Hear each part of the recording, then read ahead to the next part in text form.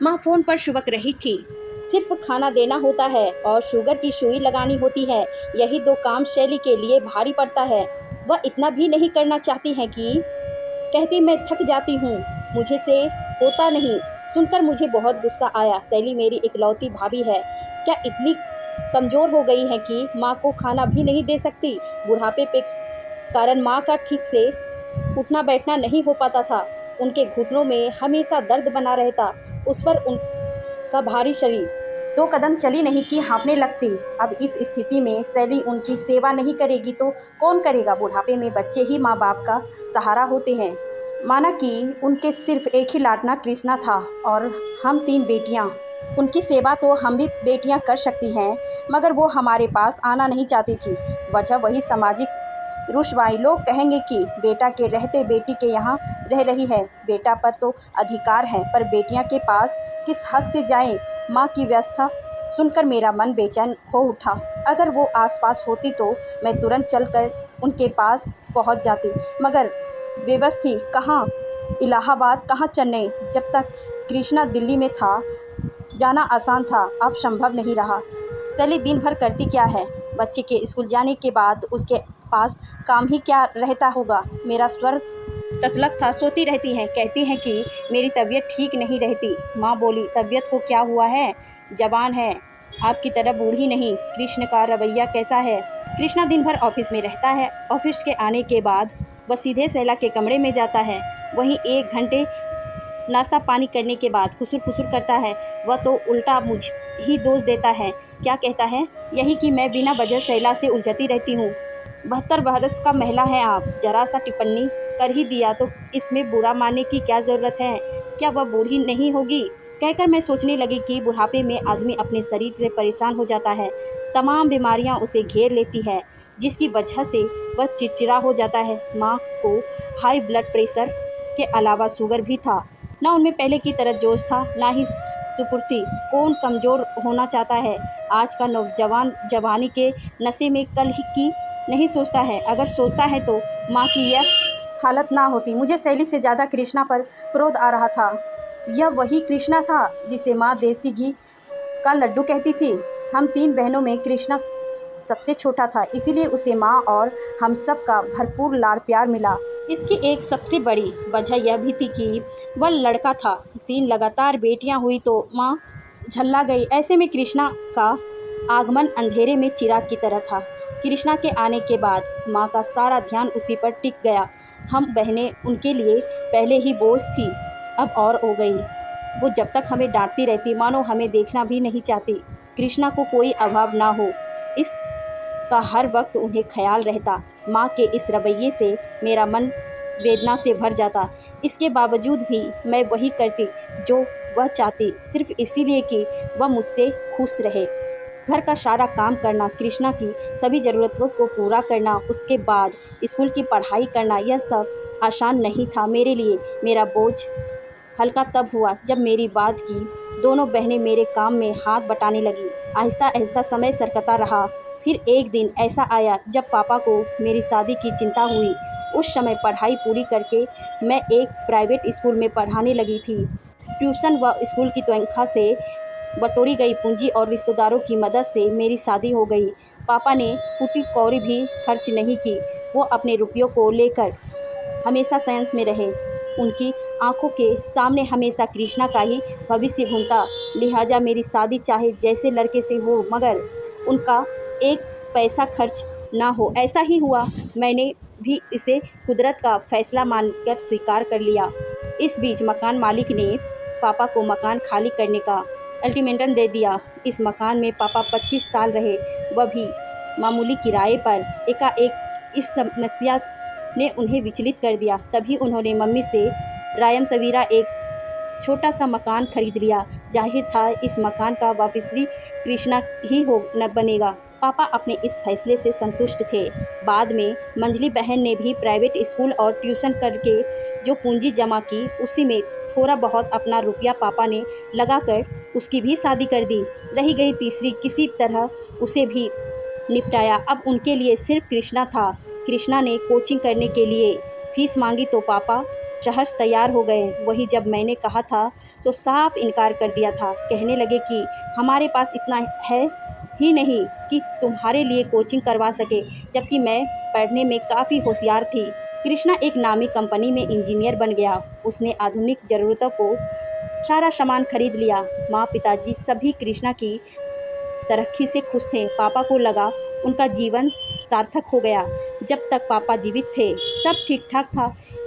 एकाएक पापा दिव्यगित हुए तो माँ को इलाहाबाद छोड़कर कृष्णा के पास रहना पड़ा।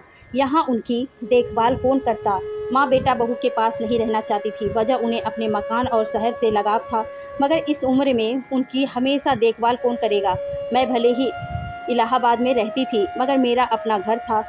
रात बिरात उन्हें कुछ होता है तो कौन मदद के लिए आएगा। यही सब सोचकर कृष्णा ने माँ को अपने पास बुला लिया। वो बेमन से चली गई। अपने शहर का सुख और ही होता है सबसे बड़ी बात, सब जाना सुना होता है, माहौल के रग रग से वाकिफ होता है। 12 साल में एक बार हम सब बहनें उनसे मिलने जरूर जाते। वापसी पर उनकी आंखें भी भीग जाती। कहती कि मन नहीं लगती, इलाहाबाद आना चाहती। मैं कहती वहाँ अकेले रहना क्या आसान है, उम्र हो चली है। रात बिरात तबीयत बिगड़ेगी तब कौन होगा। यहाँ कम से कम कृष्णा है आपकी देखभाल के लिए। कृष्णा बदल गया है, माँ बोली। इस पर ज़्यादा गौर मत किया करो, बदलाव सभी में आता है, कहकर मैं ऑटो में बैठी। मैंने पीछे मुड़कर देखा। वो तब तक मुझे देखती रही जब तक ऑटो उनकी नज़रों से ओझल नहीं हो गया। मुझे उनकी मनोदशा पर तरस आ रहा था।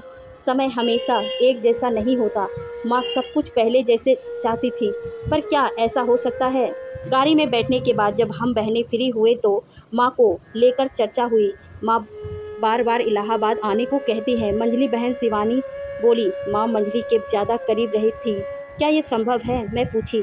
चाहे जैसे भी हो उन्हें इन्हीं के पास रहना होगा, इसी में उनकी भलाई है। कैसी बात कहती हो दीदी, तुम्हें माँ के प्रति इतना निष्ठुर नहीं होना चाहिए। शिवानी को बुरा लगा। तो रख लो अपने पास, तुमसे वह ज़्यादा घुली मिली रहती है। शिवानी को बुरा लगा। क्या तुम नहीं रखोगी, क्या वह तुम्हारी माँ नहीं है। शिवानी का सवाल बचकाना लगा मुझे। सवाल रखने या ना रखने का नहीं है, जिम्मेदारी की बात है। बेटे की जिम्मेदारी बनती है अपने माँ बाप की सेवा की।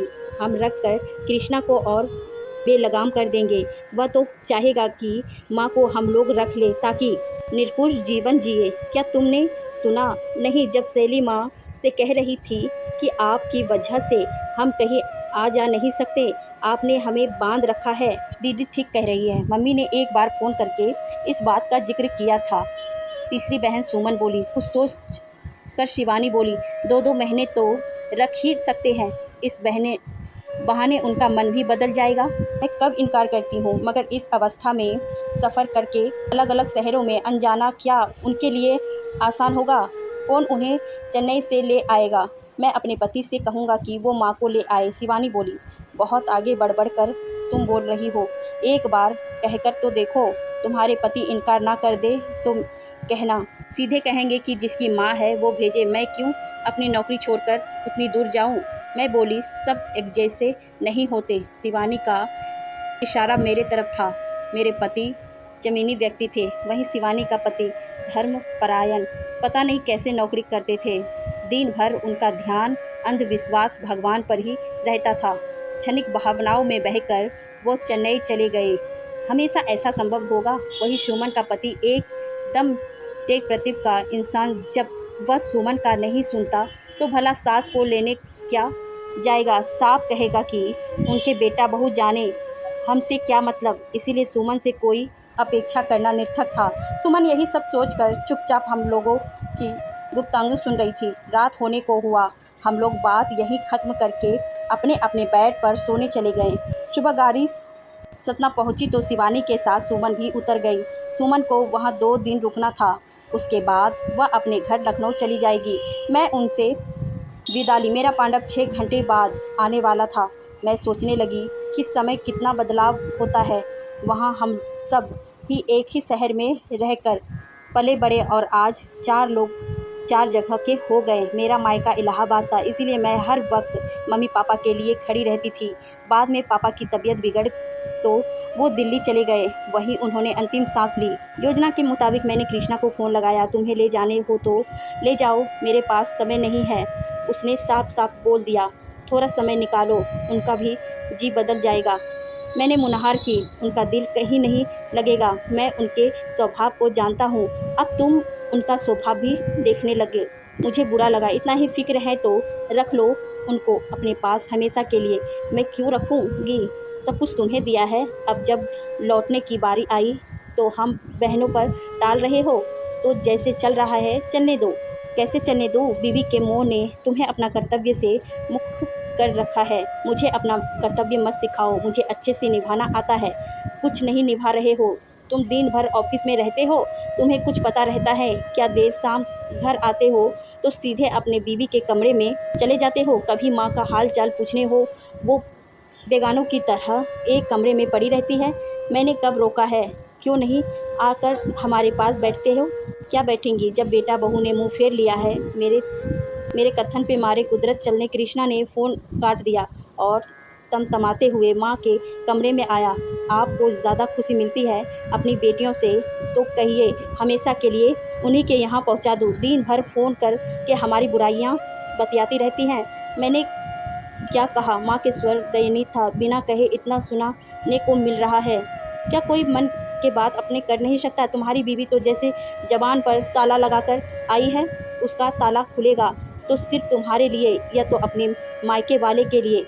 ऐसे में यदि मैं अपनी बेटियों से कहा सुनी लेती हूँ तो क्या गलती करती हूँ? माँ ने तेवर कड़े किए। मैं आपसे बहस करना नहीं चाहता, अपनी चाहती हैं क्या? कृष्णा बोला, मैं इलाहाबाद जाना चाहती हूँ। ठीक है, मैं आपको पहुँचाने की व्यवस्था करता हूँ, मगर बाद में यह ना कहिएगा कि मैंने अपनी मर्जी से आपको इलाहाबाद भेज दिया। माँ चुप रही। जिस दिन इलाहाबाद जाने को था, माँ की आंखें लम थीं। उन्हें अपने 2 पोतों का ख्याल आने लगा। बड़ा पोता 8 साल का था। बोला, दादी आप इलाहाबाद क्यों जा रही है? आपको सुई कौन लगाएगा? खाना कौन देगा? सुनकर माँ की आंखें डबडबा आई। सैली खुश थी कि चलो इसी बहाने झंझट छूटा। अंदर से कृष्णा का भी मन हुदूद था, क्योंकि वह जानता था कि इलाहाबाद में मैं तो हूँ ही नहीं, चाहे जैसे भी हो माँ के लिए करेगी भी। सिर्फ रुपये भेजने की ज़रूरत है, वह भेज दिया करेगा।